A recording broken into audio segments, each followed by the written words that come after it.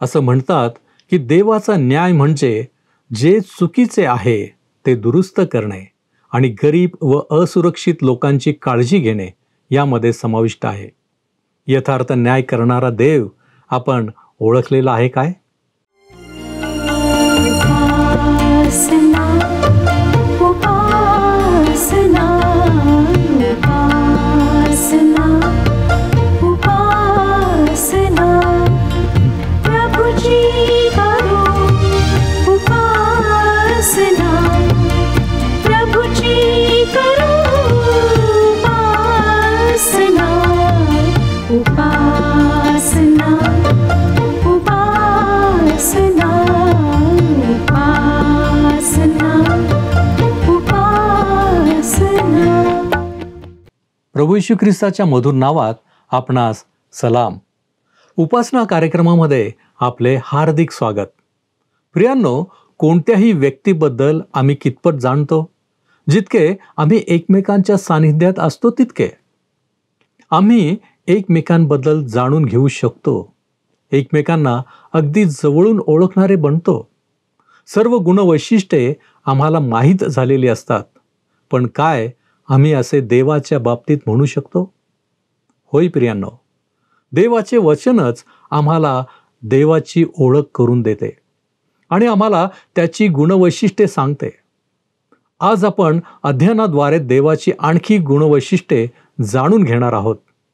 तर मग चला प्रियांनो, आपण आपल्या अध्ययनाची सुरुवात करूया.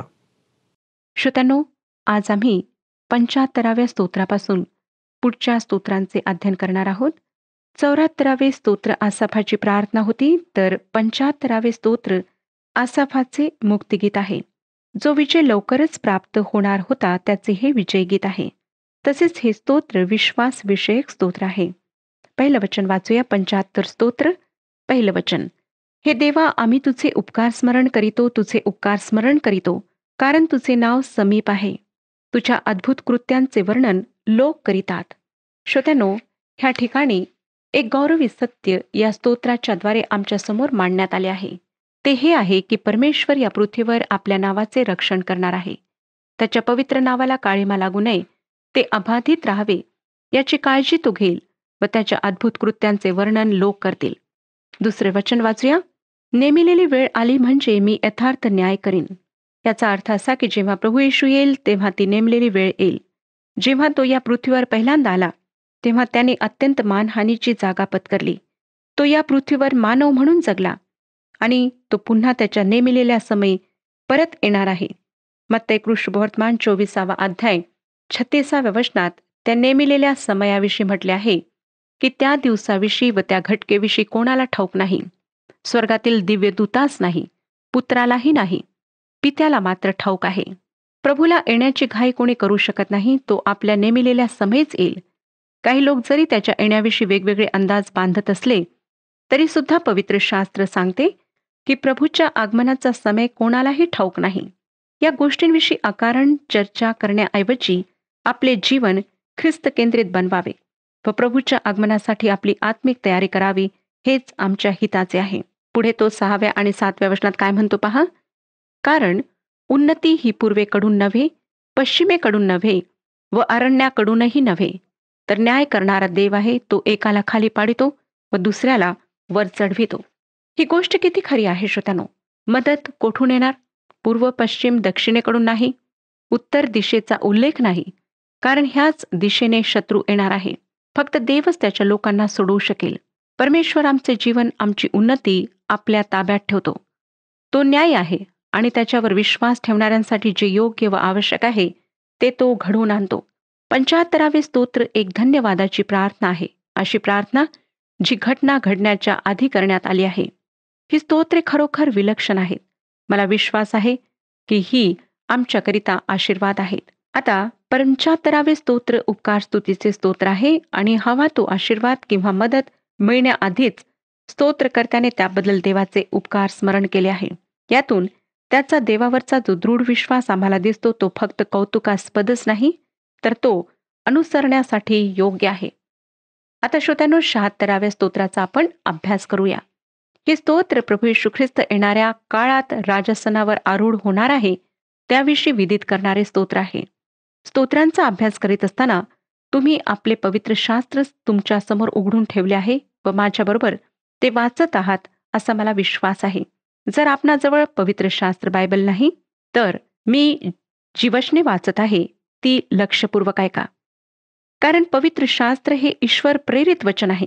त्यातून आम्हाला धैर्य व सामर्थ्य तसेच मार्गदर्शन व इशारा प्राप्त होतो. या स्तोत्रांचा अनुक्रमही चित्तवेधक आहे. 74व्या स्तोत्रामध्ये आपण आसाफाची प्रार्थना ऐकली. 75व्या स्तोत्रामध्ये त्याने गायलेले मुक्तिगीत किंवा उपकारस्तुतीचे गीत आपण ऐकले. आणि आता 76व्या स्तोत्रामध्ये आपण प्रभू येशूला शालोमचा राजा व याजक असलेल्या मल्कीसदेकाप्रमाणे राजा व याजक म्हणून राज्य करताना पाहणार आहोत व पृथ्वीवरचा मानव त्याच्या अधीन असणार आहे. 76व्या स्तोत्राची पहिली 2 वचने आपण वाचूया.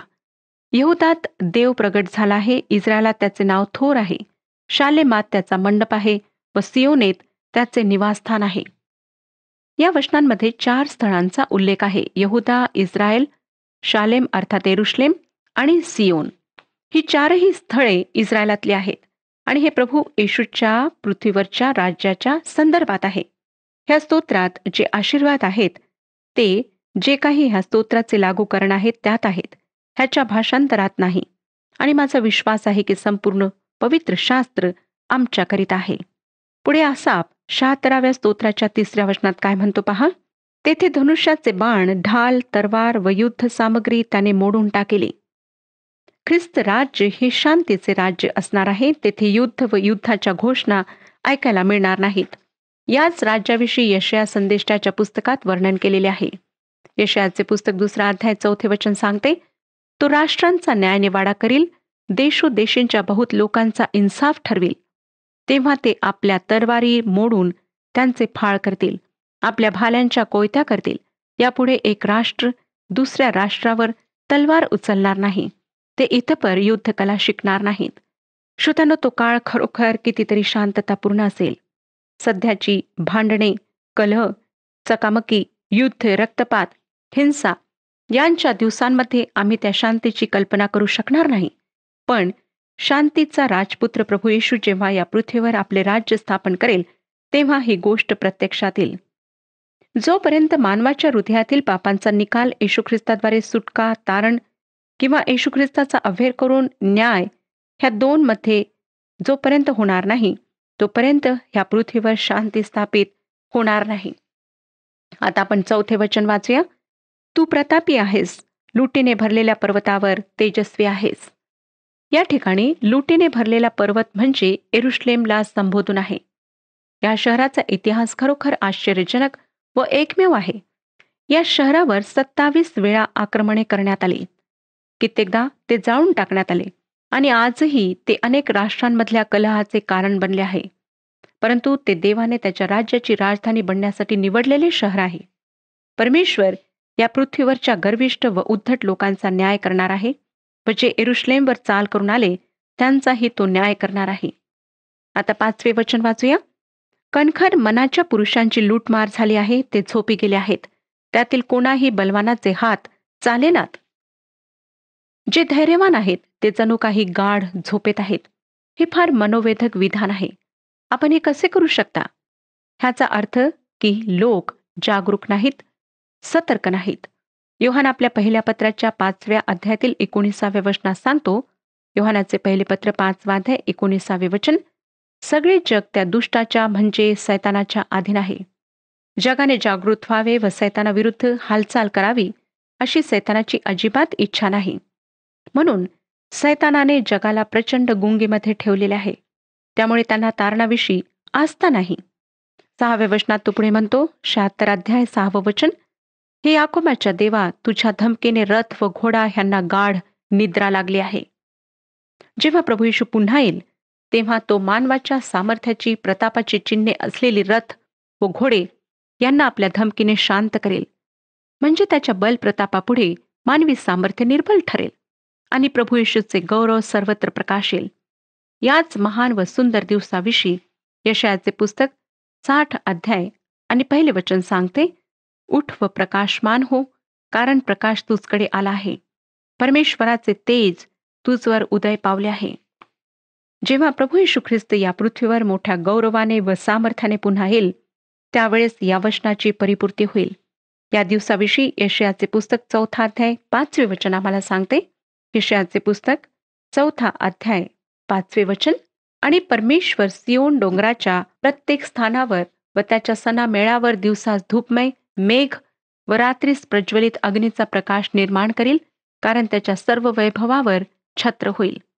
येशू ख्रिस्ताच्या पवित्र समक्षतेने त्या ठिकाणी गौरवी प्रकाश निर्माण होईल. आणि मग देवाच्या सुडाचा दिवस येईल. त्याविषयी स्तोत्रकर्ता 7 ते 9 या वचनांमध्ये म्हणतो, तुझे केवळ तुझेच भय धरिले पाहिजे. तुला एकदा क्रोध आला म्हणजे तुझ्यापुढे कोण उभा राहील? तू स्वर्गातून आपला निर्णय ऐकविला, तो पृथ्वी भ्याली व स्तब्ध झाली. पृथ्वीवरील सर्व दीनास तारण्यासाठी, न्यायनिवाडा करण्यासाठी देव उठला, तेव्हा असे झाले. श्रोत्यानो, देवाच्या त्या न्यायाच्या भयंकर दिवसापासून कोणाचीही सुटका नाही आणि कोणीही मानव कोणत्याही सबबीखाली देवाच्या न्यायातून सुटू शकणार नाही. त्याविषयी प्रेषित योहान प्रगटीकरणाचे पुस्तक 6 अध्याय आणि 17 वचनात म्हणतो, प्रगटीकरण 6 अध्याय 17 वचन. कारण त्याच्या क्रोधाचा मोठा दिवस आला आहे आणि त्यापुढे कोण टिकेल? जेव्हा येशू ख्रिस्त ह्या पृथ्वीवर पुन्हा येईल, तेव्हा सर्व काही त्याच्या वर्चस्वाखाली राहील. 10 वचन. कारण मनुष्याचा क्रोध तुझ्या स्तुतीचे साधन असा होतो. अवशिष्ट क्रोधाने तू आपली कंबर बांधितोस. छळाच्या काळामध्ये परमेश्वर मानवाला त्याच्या क्रोधाच्या मर्यादेपर्यंत जाऊ देईल, परंतु त्याचा उपयोग परमेश्वर स्वतःची उपकारस्तुती करून घेण्यात करेल. आज मानवाला बंधन टाकण्यात आले आहे आणि हा बंधन घालणारा पवित्र आत्मा आहे. आज दुसऱ्याला कोण बंधन घालू शकतो? 11 वचन वाचूया. परमेश्वर तुमचा देव ह्याला नवस करा व ते फेडा. ज्याचे भय धरले पाहिजे त्याला त्याच्या सभोवतालच्या सर्वांनी नजराणे आणावेत. श्रोत्यानो, या संदर्भात 72व्या स्तोत्राच्या 10 व 11 या वचनांमध्ये म्हटले आहे, तार्शिश व द्वीपे यांचे राजे नजराणे आणतील, शबा व सबा यांचे राजे खंडणी देतील. सर्व राजे त्याला दंडवत घालतील, सर्व राष्ट्रे त्याची सेवा करतील. प्रिय श्रोत्यानो, प्रभू परमेश्वर भयास योग्य व स्तुतीस पात्र आहे आणि आम्ही त्याला आमच्या हृदयाचा नजराणा तोपर्यंत देऊ शकत नाही जोपर्यंत ते प्रभू येशूच्या निर्दोष व निष्कलंक रक्ताने धुतले जात नाही. आमचे हृदय कपटी व नासके आहे. ते या पवित्र परमेश्वरासाठी पवित्र नजराणा कसे होईल? त्यासाठी पश्चातापी अंतकरणाने ख्रिस्ताचा आपला तारणारा म्हणून स्वीकार करणे अगत्याचे आहे. तसे केल्यानेच आमचे हृदय त्याच्यासाठी सुयोग्य नजराणा होते. आता आपण पुढच्या स्तोत्रावर विचार करणार आहोत. हे स्तोत्र आहे 77 स्तोत्र. या पुस्तकात, स्तोत्रसंहिता या पुस्तकात मानवी जीवनाची सुंदर चित्रे आम्हाला पाहायला मिळतात.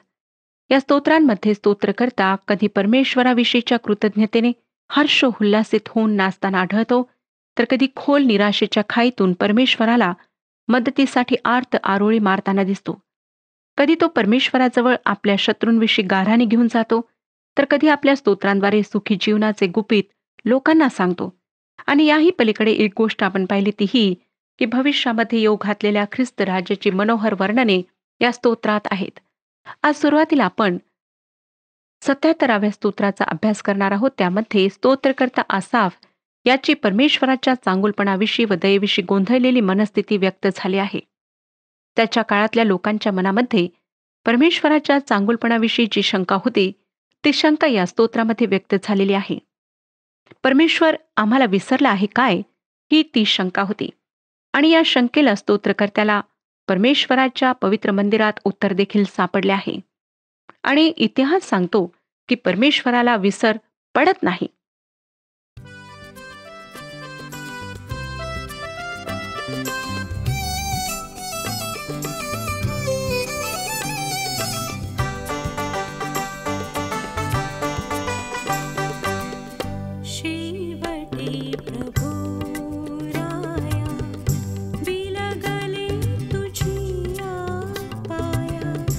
गेले रे गेले माझे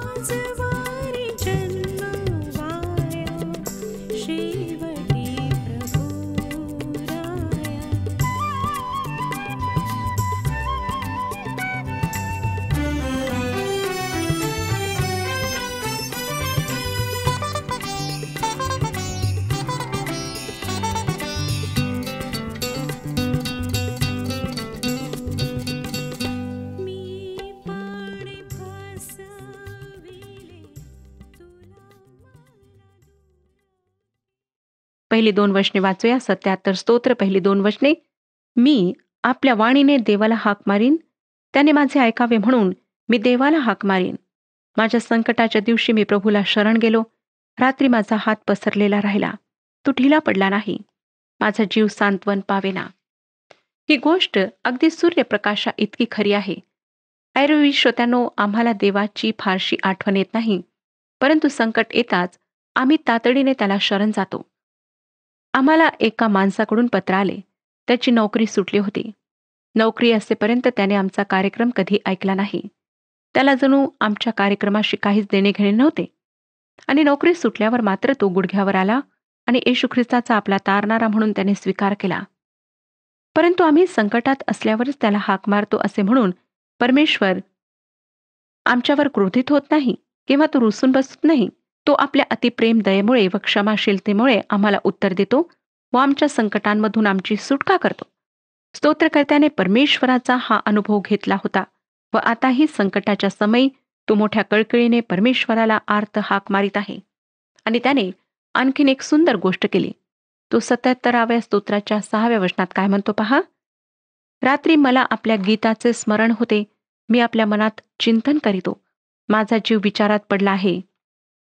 श्रोत्यानो, रात्रीच्या समयी जेव्हा समस्या चिंता त्याला अस्वस्थ करतात, परमेश्वराच्या उत्तराची तो जेव्हा अधीरतेने वाट पाहत असतो, तेव्हा परमेश्वराच्या पूर्वीच्या आशीर्वादांची आठवण, त्याचे गीत तो स्मरतो. 7 ते 9 वचने. प्रभू सर्व काळ आमचा त्याग करील काय? तू पुन्हा कधीच प्रसन्न होणार नाही काय? त्याची दया कायमची नाहीशी झाली काय? त्याचे अभिवचन पिढ्यानपिढ्या निष्फळ राहणार काय? देवा कृपा करावयाचे विसरला काय? त्याने क्रोधामुळे आपला कळवळा आवरून धरिला काय? श्रोत्यानो, आमच्या संकटाच्या काळात जेव्हा आम्हाला वाटते की परमेश्वर मदतीस येणार नाही, तेव्हा परमेश्वराच्या गुणांचा विचार करणे, त्यावर मनन करणे खरोखर लाभदायक आहे. स्तोत्रकर्ता नेमके हेच करीत आहे. हे सर्व प्रश्न विचारत असताना तो जणू स्वतःला बजावित आहे की परमेश्वर विश्वास पात्र आहे. तो आपले अभिवचन निश्चित पूर्ण करेल. त्याची दया त्याच्यासारखी युगानुयुग टिकणारी आहे. ती कधी नाहीशी होणार नाही. तो मुळातच प्रीती आहे. तो कधीही कृपा करणे विसरणार नाही. संकटाच्या समयी परमेश्वराच्या अस्तित्वाविषयी शंका निर्माण होणे साहजिक आहे. परंतु स्तोत्रकर्त्याला त्याच्या शंकेचे उत्तर परमेश्वराच्या पवित्रतेत सापडते. 13व्या वचनात तो म्हणतो, हे देवा, तुझा मार्ग पवित्र आहे. देवासारखा थोर देव कोण आहे? परमेश्वर कधीही अयोग्य गोष्ट करणार नाही. तो आपल्या पवित्रतेला सोडून कोणतेही कृत्य करणार नाही याची स्तोत्रकर्त्याला खात्री आहे. म्हणून तो म्हणतो की परमेश्वराचा मार्ग पवित्रतेचा आहे. आपल्या संकटाच्या काळात निराश दुःखी होऊन बसण्याऐवजी आणि परमेश्वराच्या अस्तित्वाविषयी शंका घेण्याऐवजी स्तोत्रकर्ता परमेश्वराच्या सामर्थ्यावर चिंतन करतो. ते कसे अफाट आहे याचे तो स्वतःशीच वर्णन करतो. 16 ते 19 वचने वाचूया. जलांनी तुला पाहिले, हे देवा, जलांनी तुला पाहिले. ती भयाने कंपित झाली. जलाशयही खळबळले. मेघांनी वर्षाव केला. आभाळ कडाडले. तुझे बाणही सुटले. तुझ्या गर्जनेचा शब्द झंझावातात होता. विजांचा पृथ्वीवर लखलखाट झाला. भूमी कंपित होऊन डळमळली. समुद्रात तुझा मार्ग व महासागरात तुझ्या वाटा होत्या. तुझी पावले दिसली नाहीत. श्रोत्यानो, जेव्हा यहुदी लोकांना परमेश्वराने इजिप्तच्या दास्यातून बाहेर काढले व लाल समुद्रातून मार्ग करून त्यांना वचनदत्त देशाच्या मार्गाला लावले, त्या घटनेच्या संदर्भातली ही वचने आहेत. ती परमेश्वराच्या प्रचंड सामर्थ्याचे वर्णन करतात. 20व्या वचनात तो पुढे म्हणतो, मोशे व अहरोन ह्यांच्या हस्ते तू आपले लोक कळपाप्रमाणे नेले. स्तोत्रकर्ता आपल्या संकटाच्या काळात परमेश्वराची महत्कृत्ये आठवतो आणि त्यावरून परमेश्वरावरचा आपला विश्वास दृढ करतो. आज तुमच्यापैकी कोणाला असे वाटत आहे का की परमेश्वर तुमच्या संकटात तुमची हाक ऐकत नाही? तुम्ही ख्रिस्तावरच्या विश्वासामुळे देवाचे संतान असूनही देव तुमच्या प्रार्थनेला उत्तर देत नाही? प्रिय श्रोत्यानो, तुमच्या गतजीवनातील परमेश्वराचे आशीर्वाद स्मरा. त्याची दया, त्याची प्रीती व त्याची कृपा त्याने आतापर्यंत तुम्हाला कधी व कशी प्रगट केली त्याची आठवण करा आणि लक्षात ठेवा की परमेश्वर आपल्या लेकरांना कधीही दूर ढकलत नाही. जे त्याच्याकडे येतात त्यांना तो घालवून देत नाही. जे त्याच्या आश्रयाला येतात ते दोषपात्र ठरत नाहीत व परमेश्वराचे मार्ग पवित्र आहेत. तो तुम्हाला तुमच्या संकटरूपी जलांमधून सोडविण्यासाठी समर्थ आहे. तो आपल्या लोकांना नास्तिकवाद, अनैतिकता व अत्याचाराच्या जलांमधून सोडवायला समर्थ आहे. आता आपण 78व्या स्तोत्राकडे वळत आहोत. या स्तोत्रामध्ये स्तोत्रकर्त्याने मोशेपासून ते दाविदापर्यंत इस्रायलचा संक्षिप्त इतिहास दिला आहे. यहुदी लोकांचा परमेश्वराविषयीचा अविश्वासूपणा आणि परमेश्वराचा विश्वासूपणा या स्तोत्रामध्ये दाखवून दिलेला आहे. आणि त्यामध्ये परमेश्वराला संकटसमयी मारलेली मदतीची हाकही आहे. सर्वप्रथम परमेश्वर आपल्या लोकांना हाक मारून त्यांच्याशी बोलत आहे. पहिलं वचन वाचूया. अहो माझ्या लोकांनो, माझ्या उपदेशाकडे लक्ष द्या, माझ्या तोंडच्या वचनाकडे कान लावा. परमेश्वर त्याच्या लोकांचे लक्ष वेधून घेत आहे व त्याच्या वचनांकडे लोकांनी लक्ष द्यावे असे त्यांना तो आव्हान करीत आहे. यानंतरच्या वचनांमध्ये तो त्यांच्याशी कसा विश्वासूपणाने वागला व ते त्याच्याशी कसे फितुरीपणाने वागले याचे यथोचित वर्णन आपल्याला वाचायला मिळते. हे स्तोत्र मोठे आहे व या स्तोत्राचा अभ्यास करताना फक्त निवडक वचनांचाच आपण अभ्यास करणार आहोत. परंतु हे एक सुंदर स्तोत्र आहे. ह्या स्तोत्राची 8, 9 आणि 10 ही वचने आपण वाचणार आहोत. आणि त्यांनी आपल्या पूर्वजांसारखी हट्टी व बंडखोर स्वभावाची पिढी, आपले अंतकरण नीट न राखणारी व देवाशी एकनिष्ठ नसणारी पिढी होऊ नये. एफ्राईमाचे वंशज सशस्त्र व धनुर्धारी असूनही त्यांनी लढाईच्या वेळी पाठ फिरविली. त्यांनी देवाचा करार पाळला नाही. त्याच्या नियमशास्त्राप्रमाणे चालावयास ते कबूल नव्हते. श्रोत्यांनो, हा संदर्भ याकोबाच्या 12 वंशांपैकी एकाचा असला तरी तो संपूर्ण यहुदी लोकांविषयी, देवाच्या लोकांविषयी, आजच्या मंडळीविषयी आहे. एफ्राईम जेव्हा युद्धावर गेला नाही आणि परमेश्वराने त्याची नोंद घेतली, एफ्राईमचे हे वागणे इस्रायल व देवाच्या सर्व लोकांना दर्शविते. आज हे मंडळीला दर्शविते. कित्येकदा देवाची इच्छा, देवाचे मार्ग व देवाचे नियम नीट माहीत असूनही देवाचे लोक बंडखोरपणा करतात. ते मुद्दाम देवापासून पाठ फिरवतात. ते हट्टीपणा करतात. आमच्या दैनंदिन ख्रिस्ती जीवनातच आम्हाला आमचे वर्तन बऱ्याचदा अशा प्रकारचे असल्याचे दिसून येईल. पण देवाचा विश्वासूपणा बदलत नाही श्रोतानो. तो अपरिवर्तनीय आहे. असल्या हट्टीपणाविषयी देवाचे वचन आम्हाला धोक्याचा इशारा देते. शमूएलाचे पहिले पुस्तक 15वा अध्याय 23वे वचन आम्हाला सांगते, अवज्ञा जादूगिरीच्या पापासारखे आहे आणि हट्ट हा मूर्तिपूजा व मूर्ती करणे यासारखा आहे. पुढे 78व्या स्तोत्राच्या 17 ते 19 या वचनांमध्ये आपल्याला वाचायला मिळतं. 17 ते 19 वचने. तथापि ते त्याच्या विरुद्ध अधिकाधिक पातक करू लागले. परस्पराविरुद्ध वृक्ष अरण्यात त्यांनी बंड केले.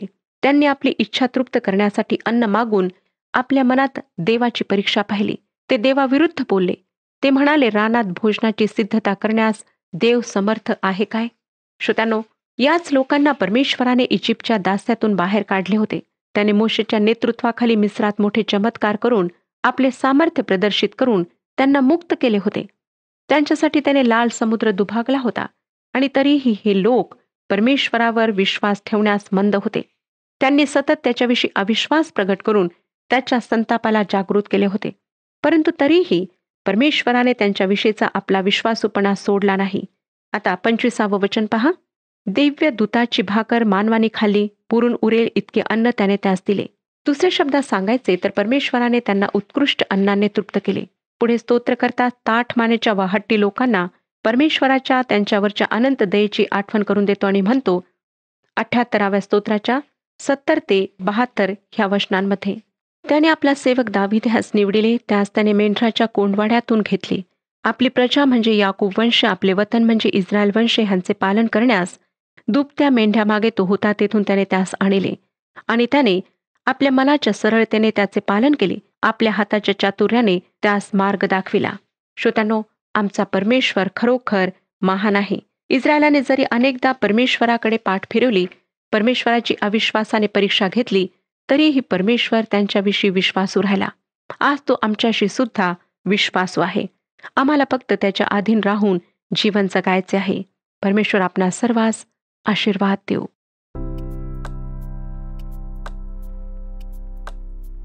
मागील कार्यक्रमातील प्रश्नाचे उत्तर आहे बी. आसाफ ज्याने स्तोत्र 72 रचले तो लेवी वंशाचा होता.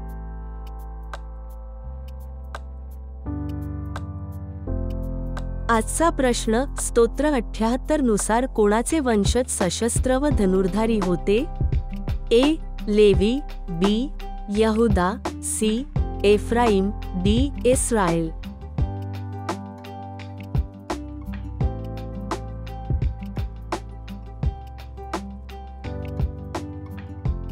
प्रियांनो, या प्रश्नाचे उत्तर उद्या सकाळी 6 वाजण्याच्या आधी पर्याय ए, बी, सी किंवा डी लिहून आपले नाव, पत्ता आणि ठिकाण यासोबत मोबाईल नंबर 7021474742 वर SMS किंवा व्हॉट्सॲप करा.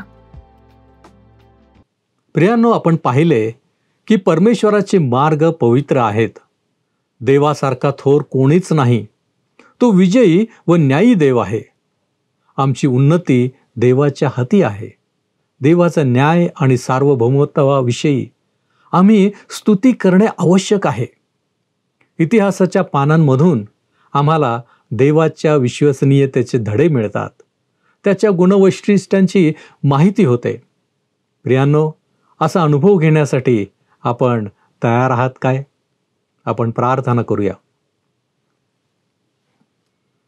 आमच्यावरती प्रीती करणाऱ्या आमच्या महान प्रेमळ परमेश्वरा, धन्यवाद देतो, तुझी स्तुती करतो, तुझे आभार मानतो यासाठी की प्रभूजी वेळोवेळी तू आम्हाला तुझ्या सानिध्यामध्ये घेतो. दरवेळेस प्रभूजी तुझ्या वचनांच्याद्वारे तू आम्हाला शिकवतोस, मार्गदर्शन करतोस. होय प्रभूजी, आज तू आमच्या समोर ज्या ज्या गोष्टी ठेवल्यास त्याच्याबद्दल आम्ही तुझे उपकार मानतो, धन्यवाद देतो बापा. होय प्रभूजी, आम्ही आमच्या जीवनामधून तुला जाणण्याचा, तुला ओळखण्याचा आम्ही प्रयत्न सातत्यानं करावा अशी तुझी इच्छा आहे. आणि म्हणूनच प्रभू परमेश्वर देवपा, आम्ही प्रत्येक गोष्टीमध्ये तुला पाहण्याचा प्रयत्न करावा, तुझी कृपा शोधण्याचा प्रयत्न करावा. आणि विशेष करून प्रभूजी तू आमच्यावरती दया करतोस हे आम्ही कदापि विसरू नये. म्हणून प्रभूजी आम्ही तुझी लेकरं या नात्याने तुझ्या चरणांपाशी आलेलो आहोत. तो आमचा स्वीकार कर, तो आम्हाला आशीर्वादित कर. येशू ख्रिस्त आमचा प्रभू याच्याद्वारे मागतो म्हणून तू ऐक. आमेन. शांतीचा देव तुम्हा सर्वांबरोबर असो.